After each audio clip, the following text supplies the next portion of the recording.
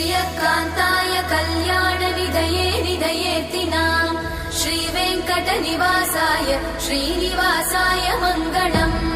लक्ष्मी सविभ्रमालोकसुभ्रूविभ्रमचक्षुषे चक्षुषे सर्वलोकानां वेङ्कटेशाय मङ्गलम् श्रीवेङ्कटाद्रिशृङ्गाग्रमङ्गलाभरणाङ्गये मङ्गलानां निवासाय श्रीनिवासाय मङ्गलम्